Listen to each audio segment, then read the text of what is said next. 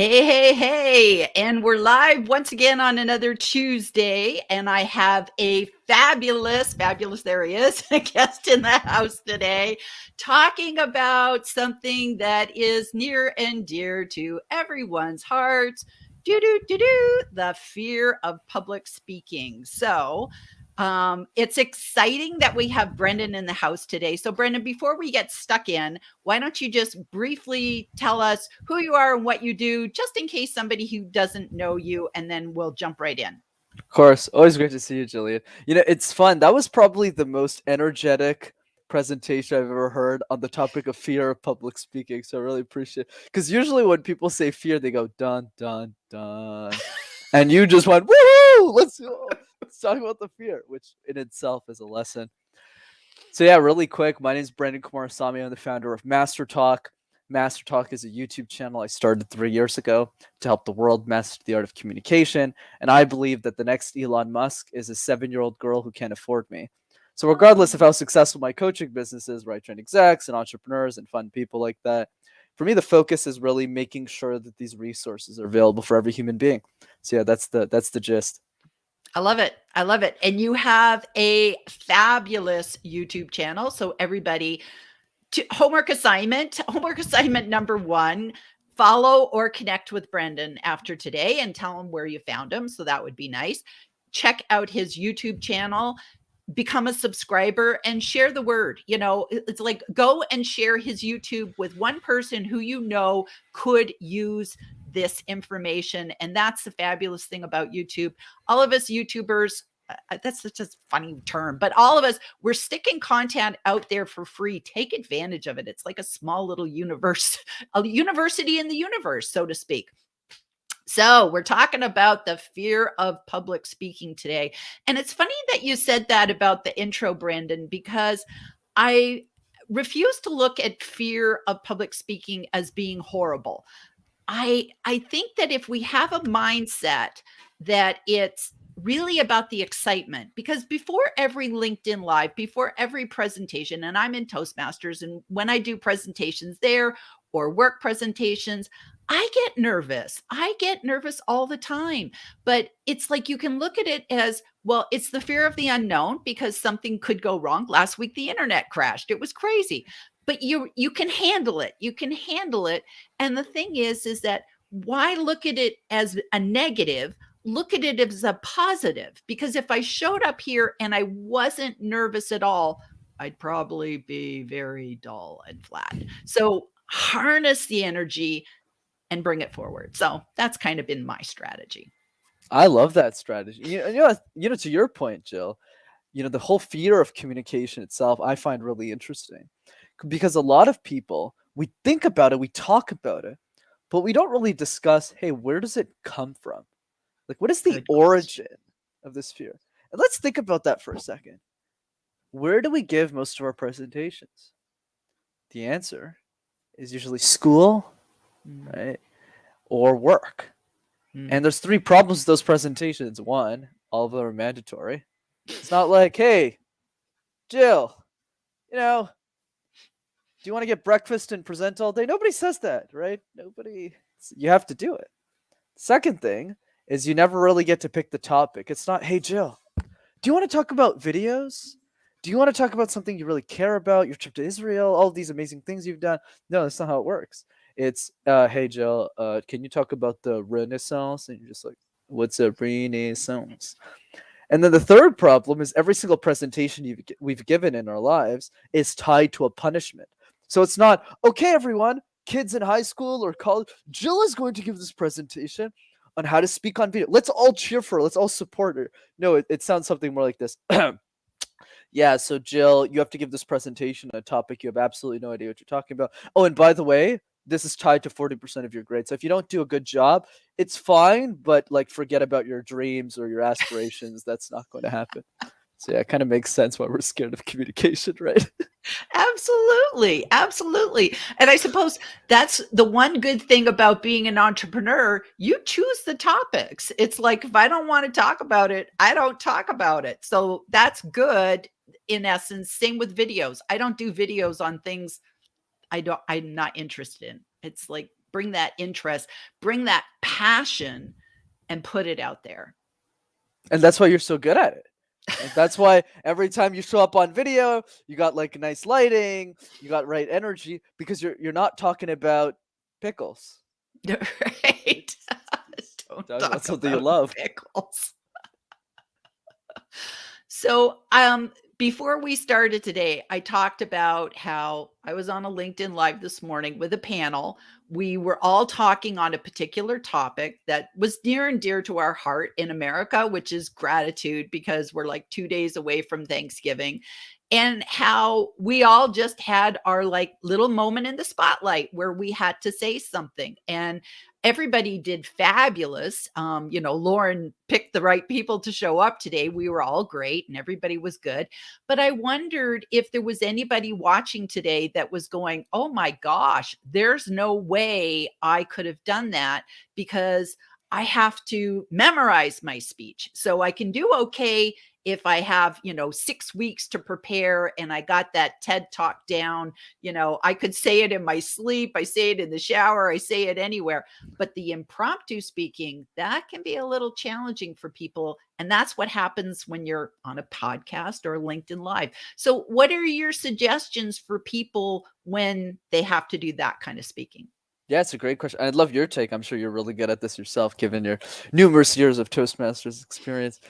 But what I would say, Jill, to keep things super simple, is when somebody asks me a challenge with their communication, I always answer with to do the harder thing.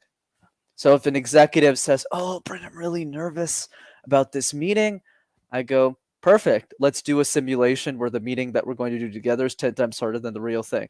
Or somebody goes, "Oh, Brendan, I'm an entrepreneur. I got to talk on a podcast. I don't know what they're going to ask me." I was like, "Perfect. Let's do a simulation 30. I'm going to ask you a bunch of questions that have nothing to do with your expertise, and let's see how you fare." And then when you go back to, well, what you're meant to talk about, what you actually are good at, life becomes easier. Right. It's so much easier. Like, wow, it's such a joke. So one easy exercise I can recommend, and I'm happy to demonstrate if you also want to, Jill, Sure. I love is demos. right. It's called the random word exercise. All you got to do, quite simply, is every day you pick 5 random words like phone. I got a little chocolate here, so chocolate, right? A check, and oh, I shouldn't have said that. Someone's gonna take my check. But anyways, basically what you do is you present presentations out of thin air. What this does, it improves your resiliency as a speaker, so that life becomes easier after. I love that.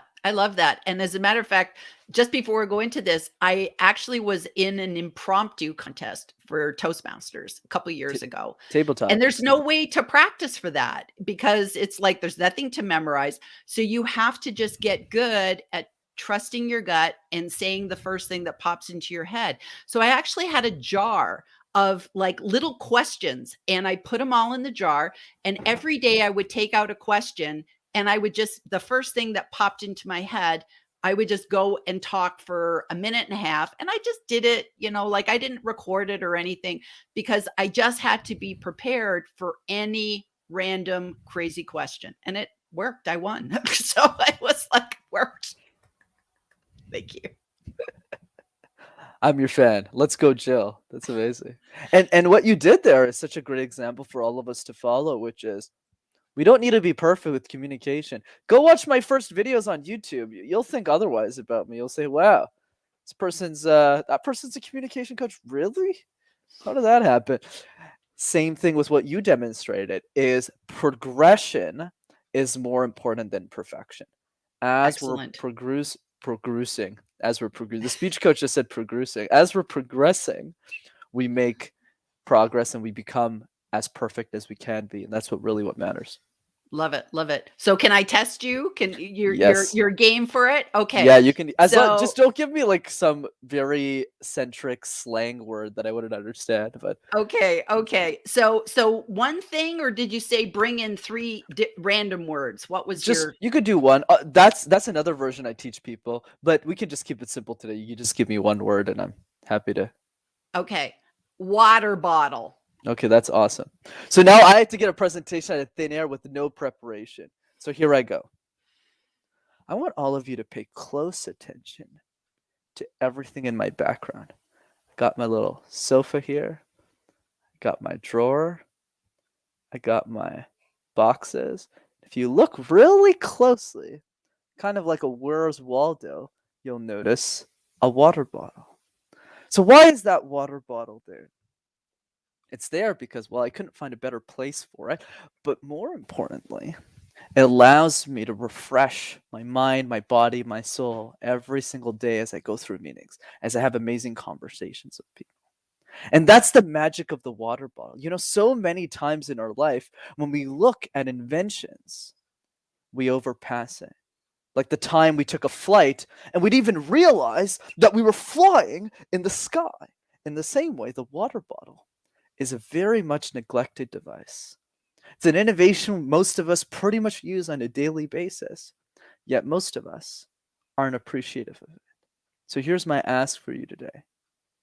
Take your water bottle and be grateful for it. Enjoy the beverage, and as you open up that lid, and as you drink, whether it's tea, whether it's a nice water, or it's any of your favorite beverage, drink it with peace and knowing that regardless of how bad your day is, you'll always have something to drink that will help you stay refreshed and ready for tomorrow. Bravo. Oh, that was awesome. You would win the impromptu speech contest with that because Second place to you, Jill. Second place to well, you. no, it was it. So here's what was good. First of all, you address the topic. Second of all, you wove it into a story. So it was almost like a tapestry. So you brought in all sorts of different threads. And honest guys, we did not prepare this. I literally just popped into my head because I looked at his background and I saw it. This was not prepared. He actually just did that live. And that was incredible. And it was good because you literally displayed the gift of thinking and talking at the same time, because you wouldn't want to you don't want to bore us, so you don't want to just talk about, well, I got this water bottle and it's blue and it's got a silver lid, and we'd be like, falling asleep at this point, right? So you wove it into a story. I was talking about being grateful. So those were keywords in the back of your head. You brought that all in, and it was a logical, it had an intro, it had a middle, and it had an end. So it was a mini speech. So as a Toastmaster, I would give you 5 gold stars for that one. That's good. Woo! That's a good one. Very, very good. Now, so break it down for us. How did you do that? Absolutely. So let's break this down the simplest of ways. And I think out of the both of us, you actually demonstrated much more than I did, which was the example you gave around how every single day you took out a little paper from your jar and you just did it. Regardless if you're having a good day or a bad day or an average day, you went into the jar every day and you took out the name and the question, excuse me. And that's really what I want to drive. Don't compare yourself to me or Jill. If you ask me, I've actually done this exercise 2,000 times. And I'm not exaggerating that number. But 2,000 times seems like a big number. Oh my God, 2,000 times. But each time you do the exercise, it takes you like 60 seconds to do it. Right. So if you do the math, all me and Jill are asking all of you to do is take 5 minutes of your, not 5 hours. You don't have to take a bus to Toastmasters. You don't have to, I mean, Toastmasters is great, but like if you only have 5 minutes, table, paper towel, check. Don't take my check. Pistachios and mouse pad. That's it. Just do it every day. And at the beginning, it'll sound something like this. Yeah, so a water bottle is crap. And then after you do it 100 times, then you'll start to have fun for it on and on again. 5 times a day, 5 minutes a day, and that's all you need to sound like me or Jill. That's awesome. That's awesome. And it reminds me of if you were a pianist. I'm thinking, like, what is the name of the person who plays a piano? You would do exercises. You wouldn't just go to the concert hall and say, okay, today I'm going to play this really great piece. No, you're going to do those random exercises, those scales every day. Then you're going to practice the pieces that you're going to do for the concert. It's that same thing. It's like you always have to be practicing. That's why we have to do Zooms, so that when we're in a presentation and we're being paid, you're comfortable being on the Zoom. You've got the tech down. You've got, where to look. You got your lighting. You got your microphone, all these things. Don't just wait for the day when, oh, great, now I got to be on a podcast and I haven't spoken. I haven't spoken a word for 3 weeks. You can't be that person. Absolutely right. Completely agree with you. That's great. That's great. So I see we have some comments and probably some questions. So let's hop over and see who's greeting us here today. I'm sure we have many of the same circle that we swim in. So we've got the wonderful Jeff Young, who's always the first to comment on every live. We love it. He was here last week. Happy Thanksgiving almost. So thank you. We've got Gabe, who's just so supportive of the live stream community. We love Gabe. Love Gabe.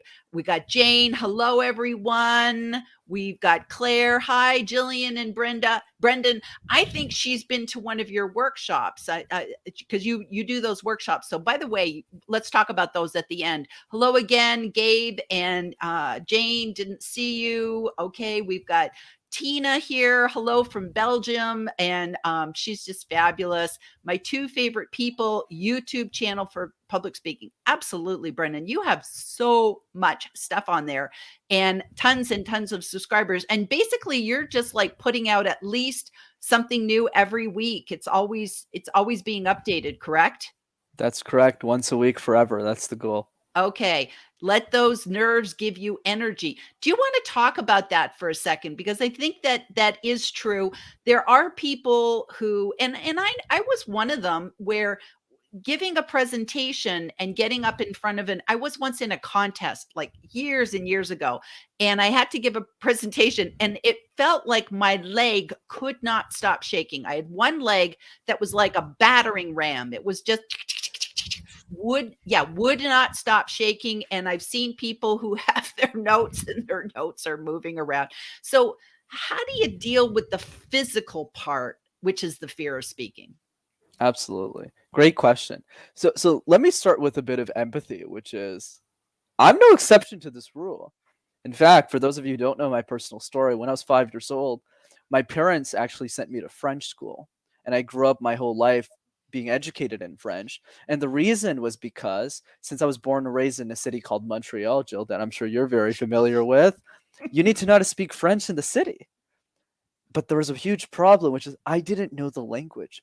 So every presentation I gave from the ages of 5 all the way up to 16, not only was I afraid of communication like most of us, I had the added challenge of presenting in a language I didn't know. So I would walk up to a first grade class and go, yeah, bonjour. And that was my life. So let me start by saying that definitely I can relate to the fear of communication, even if, I sound a little bit better than I used to as a speaker. But having said that, though, what I will say on this, Jill, and I'd love to get your thoughts as well, because I'm sure you've got some great insights on this too, is the idea of the nerves will never go away. That's not how I coach people on this. It's not about making the fear go to zero, because there's always going to be a situation. Like if I'm coaching Elon Musk, I'll be a bit nervous. Like I won't walk up and say, "Oh yeah, me and Elon have known each other for 15 years." Like no, like that's not gonna happen. So the analogy I like to use is it's like a boxing match. One side of the ring is the fear, the nerves, the stress, the anxiety we have around communication. And the other side of the ring, Jill, is the message. Why is this important for us? Why are we sharing it? So the goal is not for the fear to leave the ring. The goal is to make sure that when your message and your fear get into a boxing match together, that your message gets the knockout punch. Take me as an example. I didn't want to post YouTube videos. I started coaching executives when I was 22, Jill. Who in the world am I to do that? But the reason I pressed record the first time, right over there actually, or I pressed record the first time for my YouTube channel, was because of the 15-year-old girl who couldn't afford me. Mm. That's why. And that's what made me push through the fear. I love it. I love it. And I absolutely agree that you almost have to feel compelled that your message is out, needs to get out there. There's someone waiting to hear it. And a lot of times when I have clients who are hesitant about being on video, I just say, do it for them. If you can't do it for yourself, do it for them, because you're probably affecting lives and you're making a difference in the world. It's like, I remember I used to actually homeschool my kids when they were younger, and I remember the Khan Academy, and he started that school on YouTube, literally just for his like nieces and nephews. And then the whole world said, we want to know how to do math with your crazy little, blackboard that he would use and stuff like that. So think of it. It's like you have, Marie Forleo says, you have that special gift that only you can share with the world. And you have a message that needs to get out there, which gives you the impetus of do it for someone else if you can't do it for yourself. Because at the end of the day, it's not about you anyways. And nobody is really looking at us the way we think they do. They're listening from their own perspective. What's in it for me? They don't care what we look like, how we sound. Do we have a deep voice, a high voice? Nobody really cares that much. It's about what you have to say, not necessarily always how you say it. So well said, Jill. I completely agree with you. It's the idea of who are the people, as one of my mentors, Andy Enriquez, teaches me. He goes, who are the people that are assigned to us? There are people who will resonate with your message and who won't resonate with mine, That's vice versa. So the importance is not going, oh, me and Jill need to get into a battle to see who gets to share the message, which you would probably win, by the way, because I can't fight. I'm not really strong. No. But the other piece, which is the more important piece, is wait a second. For the 100 people who need this message, 50 of them will resonate with me and 50 of them will resonate with Jill. So we need to make sure that both of us are supporting each other and sharing the message so it impacts all 100 people. And that's really the way we need to start thinking about it. I love that. The cooperation. And here we go. We have cooperation herself, the Queen of Gratitude, who led our LinkedIn Live today. So she's fabulous. And I know that you work with Lauren, and she says, she actually gave a big plug for you today afterwards when we were talking, all of us, and talking about how she enjoyed working with you and all the great tips that you share. So that's kind of cool. Phone auto-correcting, hate spelling names wrong. We all do. We all check out Brenden's YouTube. That's awesome. Thank you, Gabe, for putting that in, because then everybody can just click and go, oh, wait until after the live.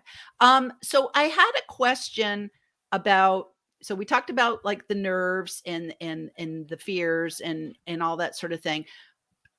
When you have someone, because like you coach people to do professional speeches, right? Not just talking on camera, not just talking on podcasts. Of course, those are very important, but the biggies, like the TED Talks and all that sort of stuff. So I'm one who does not memorize, because I ran into trouble. So that's just kind of not my go-to. But if I was your client and I wanted to go do a TED Talk, how would you coach me about the fear and how to do the prep and know all those eyeballs are going to be on me and the camera? What would you teach me for that? Of course, it's a great question. And actually, I work with entrepreneurs and CEOs for that purpose. And I also do exec coaching as well for people who just want to be better communicators. So just want to put that out there. But the focus on your question, here's the way I always think about it. Let's take a TED Talk, for example. So a TED Talk is very structured. You have 18. So the way I see it is you have 18 minutes to share your life's work. That's the way I frame it with people when I work on their TED Talks. But there's an easy way to think about it. You can take the harder path and go, oh my God, this is going to be the hardest thing ever. It's going to be crazy. Or you can look at it as an opportunity to make a massive impact in the world. Because what's great about a TED Talk, whether it gets 100 views or 100,000, is you can share that for the rest of your life. You can share it with people. So it's a gift that you can give at scale to people who enter your world, whether it's through LinkedIn or any other social. So here's the way I would break it down, which is a general advice I give for pros and people who just want to get better, is practice communication like a jigsaw puzzle. You know those jigsaw puzzles you used to do as kids? Some of us still do. So question for you, Jill. Super easy question. Don't worry, it's not meant to be hard. Let's say you're working on a puzzle yourself. Which pieces would you start with first and why? That's good. That's good. I always start on the edges. There you go. And what's the rationale for you? Because then I can kind of see what's the big picture. So I'm a big picture person. I want to see the whole thing, and then I begin filling in the spots. So I like the edges first. There you go. Perfect. And I would even add to that, ding, ding, ding, correct answer. Most people answer that way. It's also because the pieces are much easier to find because, they got those little edges to them. Yes. So you can just find them in the box and put them together. So I completely agree as well. But here's the thing. In public speaking, why don't we do that? Because in public speaking, we do the opposite. We start the middle first. We have a keynote, we have a TED Talk, we have a pro speech, or even just a boardroom presentation. And what do? We shove a bunch of presentations like it's a sports match, just throwing balls at it, throwing a bunch of content. Then you get to the presentation, it sounds something like this. You ramble through the whole thing, get to the last slide. Yeah, so thanks. And that's how most people practice communication. Not the right approach. Practice your presentation, whether it's a TED Talk, whether it's a boardroom presentation, like a jigsaw puzzle. Start with the edges first. Love it. Practice your introduction 50 times, not 2 times. Do it 50 times. 50 seems like a big number, but it really isn't. It's like a minute or two. Same thing with the conclusion. What's a great movie with a terrible ending? Last time I checked, terrible movie. Right. So same thing for the close, and then work your way into the middle. I love that. I love that. And that's exactly how I do my Toastmasters speeches. I actually will write out word for word what I'm going to say. And then I practice a couple times, but then I put it away and I don't read from notes. I never read from notes, but I will memorize the first line. So it's a comfort anchor. I memorize my conclusion, which always wraps back up to the intro. And then I just have these are the 3 points I'm going to cover. And that's how I do my speeches. And it's kind of like building that puzzle. I love it. Works out really good. Looks out really good. Okay, so back to our comments. Okay, school for sure, making kids read in public before they were confident readers. That is so true. So let's talk about kids, because like you said, this fear comes from our childhood. So I guess we could kind of say, well, what can we do today to stop that with kids? Or we could also say, how do we get that third grade experience out of our brains so that we can let it go? You're not doing the what did I do on my summer vacation anymore. You can be in charge of your life. So how do you reprogram that? How do you rescript it, Brenden? Great question. So I would say there's 2 parts to that. The first part, and funny side note, I actually do coach kids. I just don't advertise it that openly because I mostly coach my clients as kids. So my youngest client, I guess, is technically 6 years old. And by the way, I struggled so much when I did the first batch of things. I didn't know how to operate it. But now, luckily, I've been through the fire, so I can give you the principles. So I would say right now, if you're a parent, you're an educator, and you want to coach kids, here's one trick that is perfect besides the one we gave earlier, which is the random word exercise. What I tell my clients is do it with your kids over lunch. So as you guys are having dinner, give them a random word, have them, because it's actually more for the parents, not for the kids, because it'll force the parents to actually practice because they're always making excuses not to practice. That's a side note. So that's a fun one. It's a good bonding with the family. But the other trick that I love that kids will eat up is every time your kid wants something, have them create a presentation explaining why they want it. So if somebody goes, daddy, mommy, I really want the new PlayStation, don't buy them the PlayStation, even if you want to, or not, which is better. Go to them and say, okay, here's what you're going to do, Julia.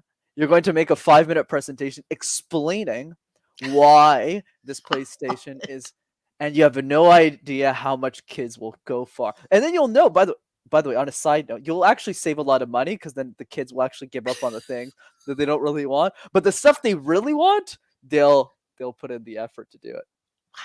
Wow. That's gold. That's gold. And when you say a presentation, you mean an oral presentation. You don't want them to run off and do a PowerPoint for you. No, PowerPoint too. I'll actually tell you a crazy story. You'll have a hard time believing this one. So when I did my first kids batch, this was September 2020. And during that kids batch, one of the kids we were talking to, because I always get like on 15-minute calls just to talk to them. And one of the guys, it's like 13-year-old kid. He's like, I don't want to join this program. I'm just joining because my parents are forcing me to, blah, blah. This is typical kid thing. And obviously, I mean, who wants to work with this old guy, right? And I'm on a call with him and I say, okay, so tell me, let's call him John. John, what's something that you really want in your life right now? And he's like, well, I definitely don't want to join this program, but I really want a dog. But my dad won't let me have one. And I go, okay, here's what we're going to do, John.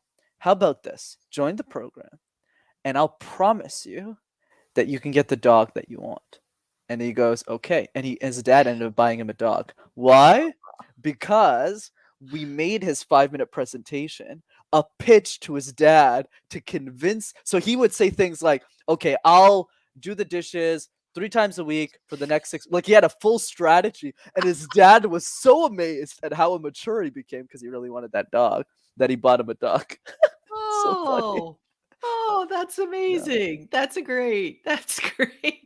And I guess that's about really speaking with passion. When you speak about something you're passionate about, you're more focused on communicating, why do I want that dog? That's beautiful. That's beautiful.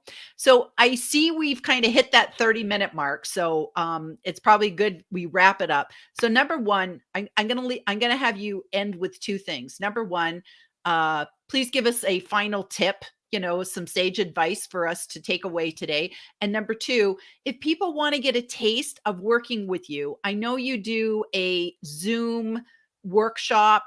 I believe people don't have to pay anything to just come to that one thing. So tell us about that, but also leave us one piece of advice before we go today. Absolutely, Jill. Thanks so much for having me. It was so much fun. So there's 2 ways to get involved with me. Number one, YouTube channel. Type MasterTalk in one word. If you're on LinkedIn, DM me, totally fine.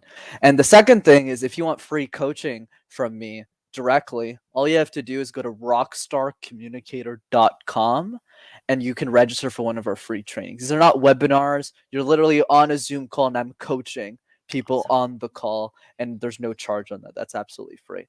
Awesome. And in terms of the advice, what I would give, I'll leave you all with the question, because so much of communication is tied with fear, right? Stress, anxiety, like we covered today. This question is meant for you to help you dream about your communication skills. So many of us dream about our vacation, the expensive cars, the turkeys we're going to eat at Thanksgiving this week, but we don't dream about the communication skills. So the question is this: how would the world change if you were an exceptional communicator? Think about that question. Reflect on it. How would the world change if you were an exceptional communicator? Because communication is so much more than just a keynote. It's the way you talk to the people that you love. It's the way that you talk to the people you're going to meet. And it's the way that you live a fulfilled life. Wow. Wow. That was awesome. Yay. Thank you. Thank you. Yeah. Yeah. A great note to end on. So thank you very much for coming on the show today. We'll wrap around and check out the comments afterwards. And just thank you so much, Brenden.